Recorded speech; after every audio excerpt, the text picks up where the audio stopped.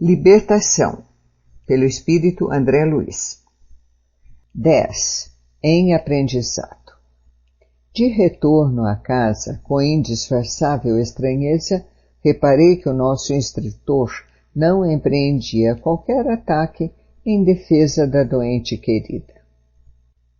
A jovem senhora, novamente metida no leito, semi-aniquilada, punha os olhos no ar vazio, absorvida de indefinível pavor. Um dos insensíveis magnetizadores presentes, à insinuação de Saldanha, começou a aplicar energias perturbadoras ao longo dos olhos, torturando as fibras de sustentação. Não somente o cristalino, em ambos os órgãos visuais, denunciava fenômenos alucinatórios, mas também as artérias oculares revelavam-se sob fortes modificações. Percebi a facilidade com que os seres perversos das sombras hipnotizam as suas vítimas, impondo-lhes os tormentos psíquicos que desejam. Grossas lágrimas banhavam o rosto da enferma, traduzindo-lhe as agitações interiores. Dilacerada, a mente aflita e sofredora tiranizava o coração que batia, precípite, imprimindo graves alterações em todo o cosmos orgânico. Das complicadas operações sobre os olhos, o magnetizador passou a interessar-se pelas vias do equilíbrio e pelas células auditivas, carregando-as de substância escura, qual se estivesse doando combustível a um motor. Margarida, ainda que o desejasse, agora não conseguiria erguer-se.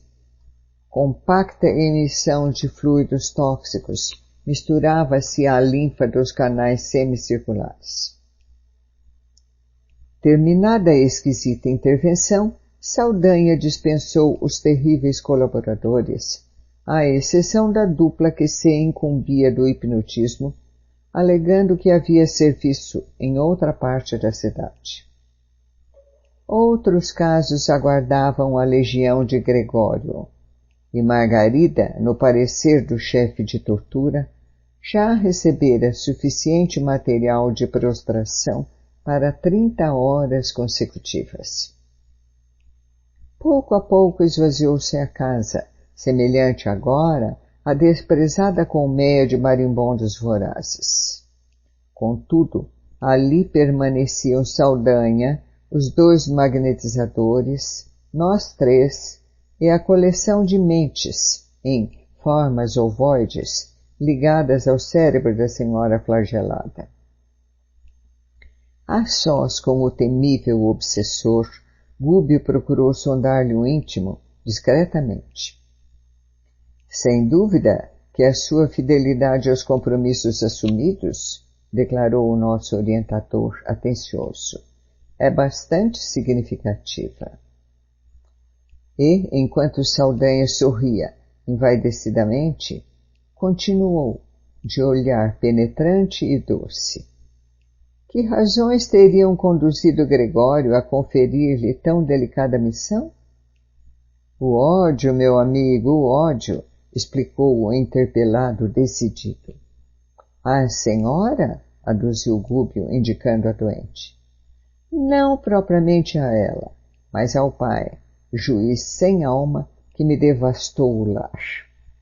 Faz 11 anos, precisamente, que a sentença cruel de um magistrado caiu sobre os meus descendentes, exterminando-os.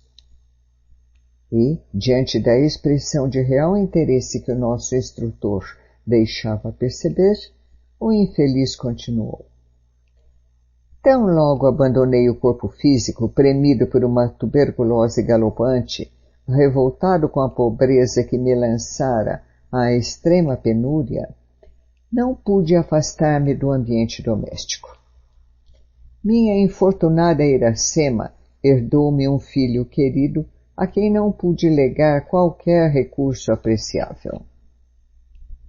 Jorge e sua genitora passaram, desse modo, a enfrentar dificuldades e aflições que não posso relembrar sem imensa angústia.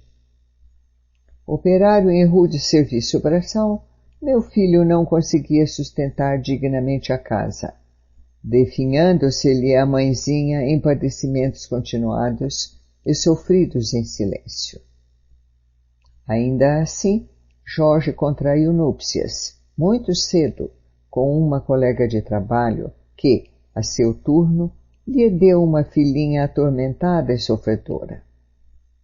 A vida corria desesperadamente para o lar subalimentado e desprotegido, quando certo crime, constituído de roubo e assassínio, sobreveio na organização em que meu desventurado rapaz trabalhava. E toda a culpa, em face de circunstâncias inextricáveis, recaiu sobre ele. Acompanhei-lhe à prisão imerecida e, sem qualquer recurso para ampará-lo, segui os interrogatórios infernais a que foi submetido como se fora homicida vulgar. Ora, eu que me anexara aos parentes, desde o instante terrível para mim da transição corporal, jamais me senti disposto à submissão. A experiência humana não me proporcionou tempo a estudos religiosos ou filosóficos.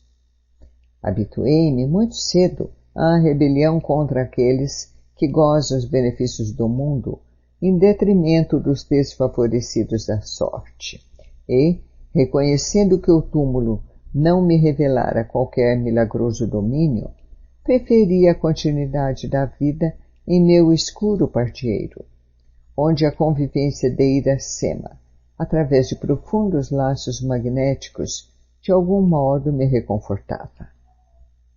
Assisti, por isto, com indescritível terror, aos detestáveis acontecimentos. Humilhado na minha condição de homem invisível para os encarnados, visitei chefias e repartições, autoridades e guardas, tentando encontrar alguém que me auxiliasse a salvar Jorge, inocente. Identifiquei o verdadeiro criminoso que, ainda agora, desfruta a posição social invejável. E tudo fiz, sem resultado, para clarear o processo oprobrioso. Meu filho sofreu todo o gênero de atrocidades morais e físicas, castigado por um delito que não cometeu. Desanimado, por minha vez, de algo recolher de útil junto aos carrascos policiais que chegaram a improvisar fantásticas confissões da vítima, procurei o juiz da causa na esperança de interferir beneficamente. O magistrado, porém, longe de aceitar minha inspiração, que o convidava à justiça e à piedade, preferiu ouvir pareceres de amigos influentes na política dominante que, vivamente, se interessavam pela indébita condenação, na ânsia de exculpar o verdadeiro criminoso. Saldanha fez pequeno intervalo, acentuando a expressão de profundo rancor, e prosseguiu. Descrever-lhe o que foi minha dor é alguma coisa de impraticável à capacidade verbal. Jorge recebeu dolorosa pena quando seu corpo vacilava sob maus tratos. E Irene, minha nora, conturbada pela necessidade e pelo infortúnio, esqueceu as obrigações de mãe, suicidando-se para imantar-se ao espírito de meu pobre filho, já de si mesmo tão infeliz. Torturada pelos sucessos aflitivos, minha esposa desencarnou num catre de indigência, reunindo-se, por sua vez, ao angustiado casal. Minha neta, hoje menina e moça, mas ameaçada por incerto porvir, atende a serviço doméstico, aqui mesmo nesta casa, onde, tresloucado irmão de Margarida, procura arrastá-la sutilmente a grave desvio moral. O juiz, que aqui preside a assembleia familiar, recebendo-me em sonho as promessas de vingança, buscou colocá-la junto aos próprios parentes, empenhado em reparar, de algum modo, o seu crime. No entanto, apesar disso, meu esforço não se fará menos enérgico. Surpreendido, notei que o nosso orientador não ensaiava qualquer doutrinação.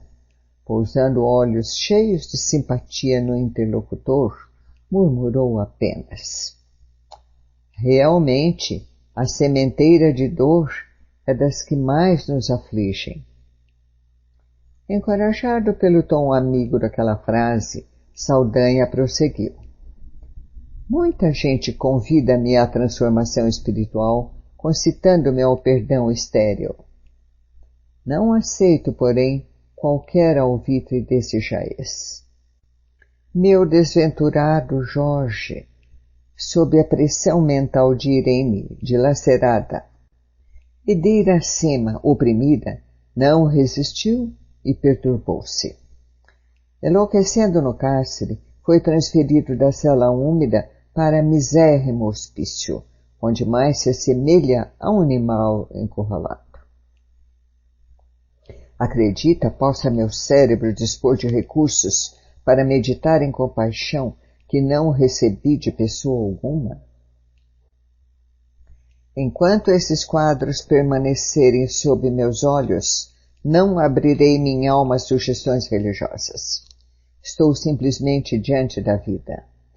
A sepultura apenas derruba o muro da carne, porquanto nossas dores continuam tão vivas e tão contundentes quanto em outra época, quando suportávamos a caixa dos ossos.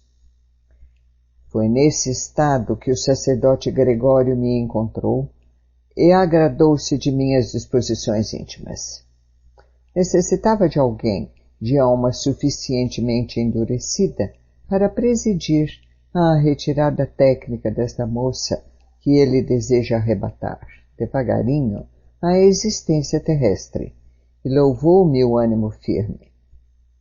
Quase sempre dispomos de servidores em massa para os cometimentos retificadores. Mas não é fácil encontrar um companheiro decidido a perseverar na vingança até ao fim, como o mesmo ódio do princípio. Observou que eu lhe atendi à exigência e confiou-me a tarefa. Passeando o colérico olhar pelos ângulos da câmara de repouso, acentuou: todos aqui pagarão, todos. Admirado, fitei Gúbio, que se mantinha imperturbável, silencioso. Fora eu, e talvez me desbordasse em comentários extensos e tirânicos, com referência à lei do amor que nos governa os destinos, reclamaria com ênfase a atenção do perseguidor para os ensinamentos de Jesus e, se possível, dobrar-lhe-ia a língua indisciplinada e insolente. O instrutor, contudo, assim não procedeu. Sorriu, mudo, buscando disfarçar a própria tristeza. 2 ou 3 minutos rolaram, longos entre nós.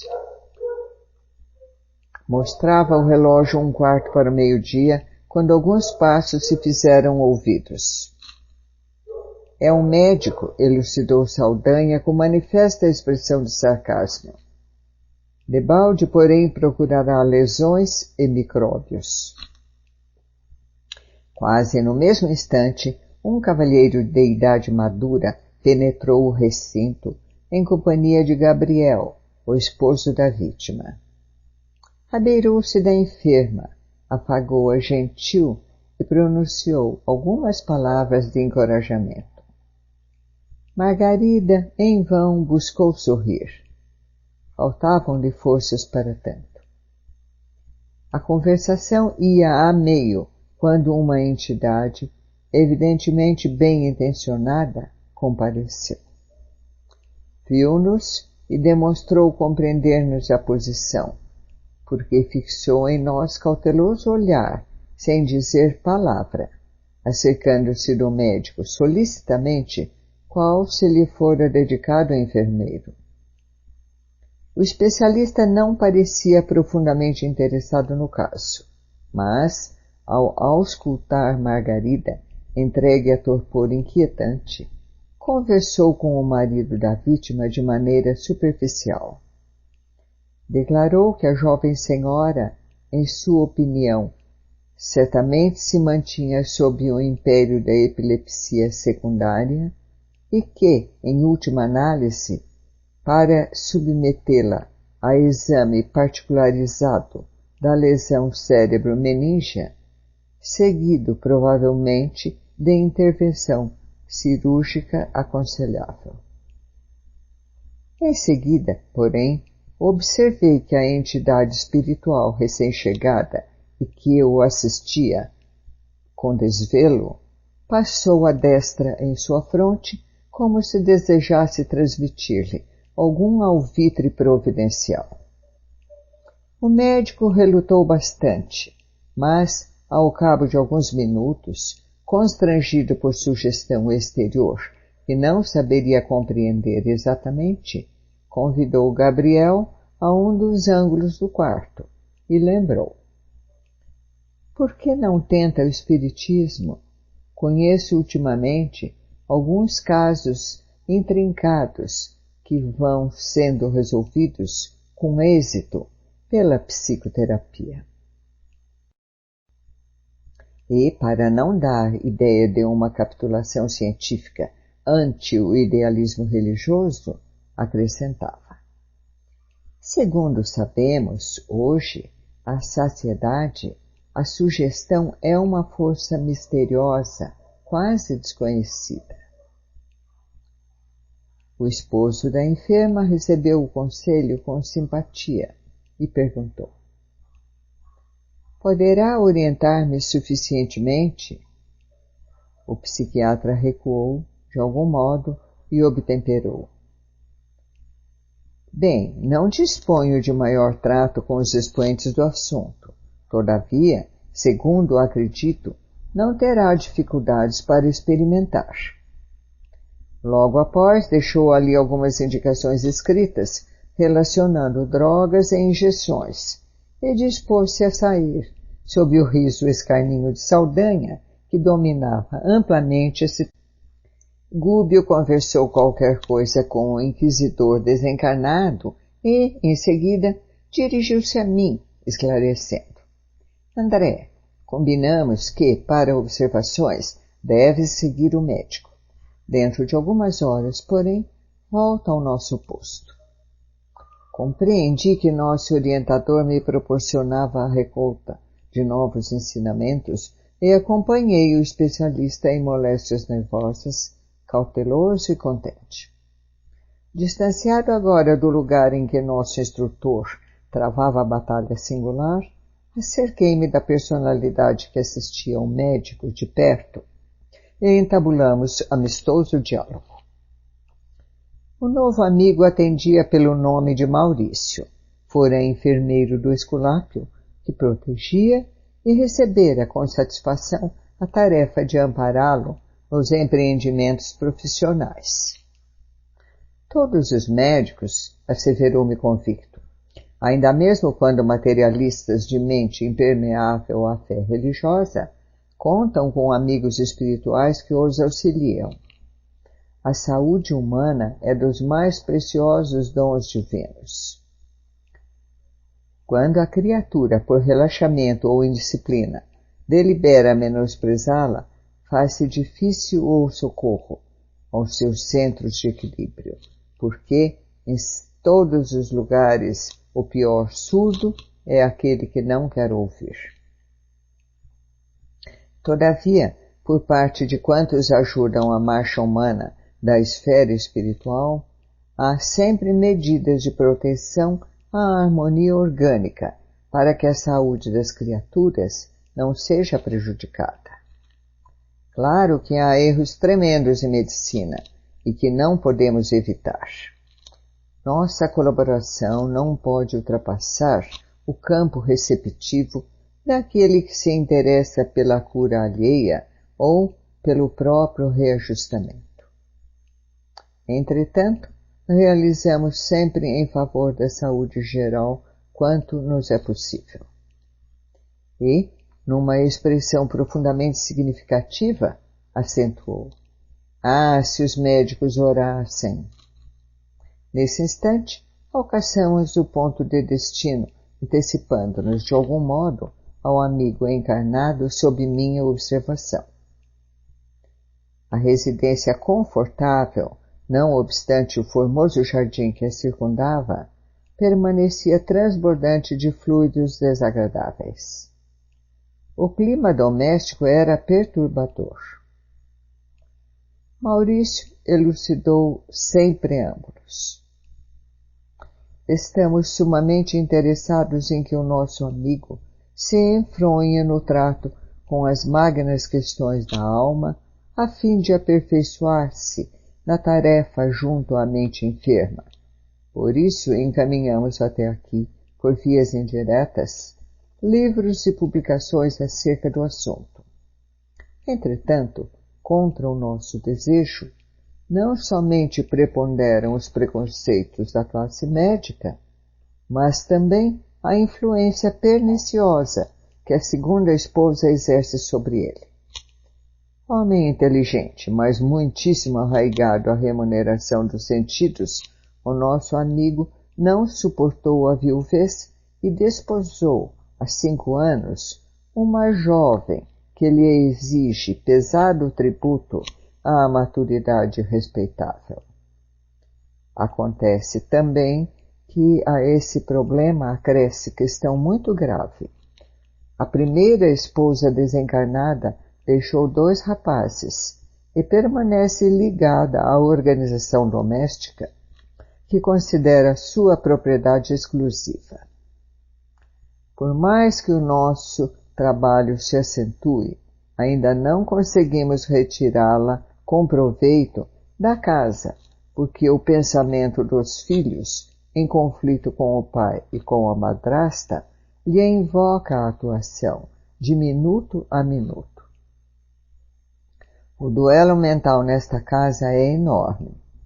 Ninguém cede, ninguém desculpa, e o combate espiritual permanente transforma o recinto numa arena de trevas. Calou-se o informante enquanto entrávamos e pude notar que, efetivamente, a ex-dona da casa, sem o corpo físico, em singular posição de revolta, ali se achava, abraçada a um dos filhos, moço de seus 18 anos presumíveis, que fumava nervosamente numa espreguiçadeira. Via-se-lhe perfeitamente a condição de vaso receptivo da sublevada mente materna. Ideias inquietantes e delituosas povoavam-lhe a cabeça. Fios tenuíssimos de força magnética ligavam-lhe a mãezinha infeliz. Tinha as mãos crispadas e o olhar absorto, maquinando planos diabólicos, e por mais que o envolvesse o socorro de Maurício, nem ele, nem aquela que lhe fora ciumenta genitora, se mostravam suscetíveis de receber-nos a influenciação restauradora. Tenho trabalhado tanto quanto me é possível, explicou o novo companheiro, a fim de ambientar aqui o espiritualismo de ordem superior. Achamo-nos, entretanto, num campo imensamente refratário. Nesse instante, o médico transpôs o limiar e Maurício colocou sobre a fronte dele a destra generosa, buscando fornecer-lhe intuições exatas, referentes ao caso de Margarida. O especialista, num átimo, começou a articular o aparelhamento mental para exame do assunto que lhe era sugerido, lembrando certa publicação técnica, única maneira através da qual conseguia registrar os pensamentos do companheiro espiritual. Mesmo assim, o esforço não logrou êxito. O filho atacou o genitor com recriminações acerbas em vista de se haver demorado excessivamente para o almoço. O Esculápio depressa desligou a mente de nossos fios invisíveis, precipitando-a no torvelinho das vibrações antagônicas. A esposa desencarnada veio igualmente sobre ele, furiosamente. Reparei que o dono da casa não lhe assinalou os punhos ativos no rosto, mas o sangue concentrou-se-lhe na região das têmporas, tingindo-se-lhe a máscara fisionômica de cólera indisfarçável. Resmungou algumas palavras, saturadas de indignação, e perdeu de todo o contato espiritual conosco. Maurício indicou-o com insofreável tristeza e acentuou: é sempre assim, muito difícil aproximarmos-nos na esfera física daqueles a quem nos propomos auxiliar. Surgem ensejos valiosos de realização espiritual, como presentemente nos ocorre, diante do problema de Margarida. No entanto, nossas tentativas redundam em rematada frustração. O homem intelectualizado pela responsabilidade acadêmica, por si mesmo deveria sentir santa curiosidade perante a vida, abstendo-se de certo comércio mais intenso com a satisfação egoística da experiência no corpo. Porém, a criatura costuma persegui-la até o desgaste completo da forma carnal de que se serve.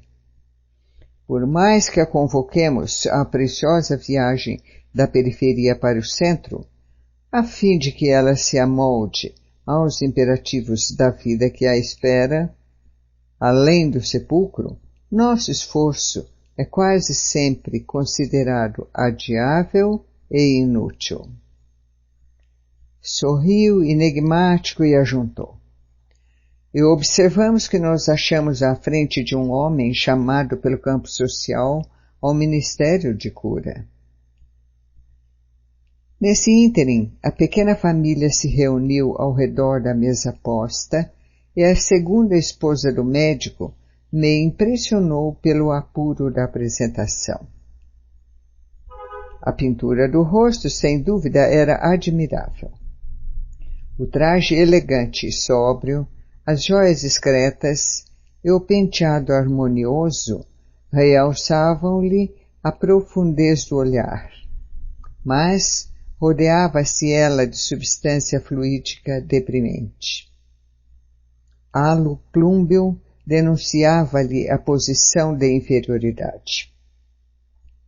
Socialmente, aquela dama devia ser das de mais fino trato. Contudo, terminado o repasto, deixou positivamente evidenciada sua deplorável condição psíquica. Depois de uma discussão menos feliz com o marido, a jovem mulher buscou o sono da sesta num divã largo e macio. Intencionalmente, Maurício convidou-me a espreitar-lhe o repouso e, com enorme surpresa, aturdido mesmo, não lhe vi os mesmos traços fisionômicos na organização perispiritual que abandonava a estrutura carnal entregue ao descanso. Alguma semelhança era de notar-se, mas, afinal de contas, a senhora tornara-se irreconhecível. Estampava no semblante os sinais das bruxas, dos velhos contos infantis. A boca, os olhos, o nariz e os ouvidos revelavam algo de monstruoso. A própria esposa desencarnada, ali presente, em clamorosa revolta, não se animou a enfrentá-la. Recuou semi-espavorida, tentando ocultar-se junto do filho. Lembrei-me então do livro em que Oscar Wilde nos conta a história do retrato de Dorian Gray, que adquiria horrenda expressão à medida que o dono se alterava, intimamente na prática do mal, e endereçando a Maurício o olhar indagador, dele recebi sensata elucidação. Sim, meu amigo, disse tolerante. A imaginação de Wilde não fantasiou. O homem e a mulher, com seus pensamentos, atitudes, palavras e atos, criam, no íntimo, a verdadeira forma espiritual a que se acolhem. Cada crime, cada queda, deixam aleijões e sulcos horrendos no campo da alma, tanto quanto cada ação generosa e cada pensamento superior acrescentam beleza e perfeição à forma perispirítica, dentro da qual a individualidade real se manifesta, maiormente depois da morte do corpo denso.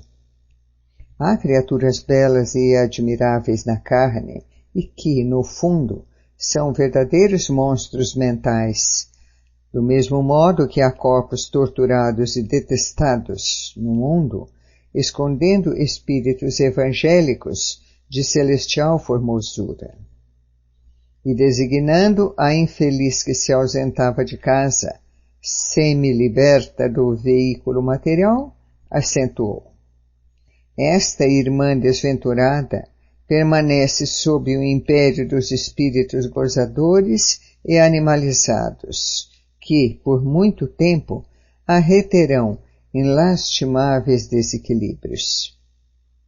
Acreditamos que ela, sem fé renovadora, sem ideais santificantes e sem conduta digna, não se precatará tão cedo dos perigos que corre, e somente se lembrará de chorar, aprender e transformar-se para o bem, quando se afastar, em definitivo, do vaso de carne na condição de autêntica bruxa. O assunto era realmente fascinante e a lição era imensa. Entretanto, meu tempo disponível esgotara. O minuto exigia pronto regresso.